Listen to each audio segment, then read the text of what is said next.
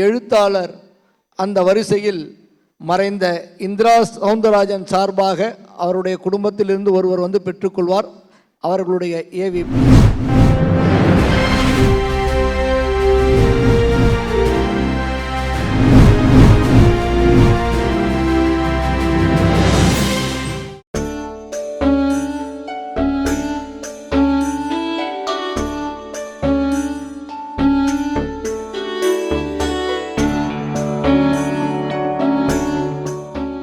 ஐஸ்வர்யா, எழுத்தாளர் இந்திரா சௌந்தரராஜன் அவரோட மூத்த மகள்.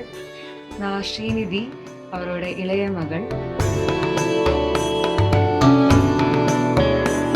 அப்பா வந்து 1957 born அண்ட் இந்திரா சௌந்தரராஜன் அப்படின்னு அவரோட பேர் ஆனதுக்கான ரீசன் என்னன்னா, இந்திரான்றது என்னோட பாட்டியோட பேர். எழுத்தாளர் மகரிஷி அவர் வந்து எங்கள் அப்பா கிட்ட வந்து, நீ ஏதாவது ஒரு புனைப்பெயர் வச்சுக்கணும் அப்படின்னா நீ வந்து ஏன் உன்னோட அம்மா பேரே வச்சுக்கக்கூடாது அப்படின்னு சஜஸ்ட் பண்ணி அதை ஆட் பண்ணி இந்திரா சௌந்தரராஜன் அப்படின்னு எங்கள் அப்பா ஆனதுக்கான ரீசன் அதுதான்.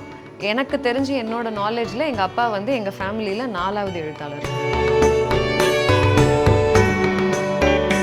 முதல்ல கலைமகளில் தான் அப்பா கதை அனுப்பி வந்து அதுக்கு வந்து பரிசும் கிடைச்சிது. இலக்கிய சிந்தனை விருது அதுதான் முதல்ல கிடைச்சது.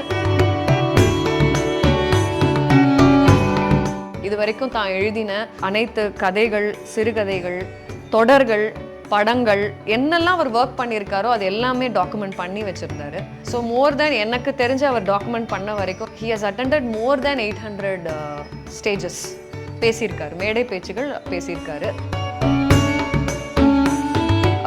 அமானுஷ்யம் சார்ந்த புக்ஸும் இருக்கும், சித்தர்கள் பற்றின புக்ஸும் இருக்கும். பட் லேட்டர் ஸ்டேஜில் எனக்கு இந்த கடந்த ஒரு 10-15 வருஷத்துக்குள்ளே பார்த்தீங்கன்னா கடவுள் சிந்தனையோடு எழுதின புக்ஸ் வந்து ரொம்ப ஜாஸ்தி.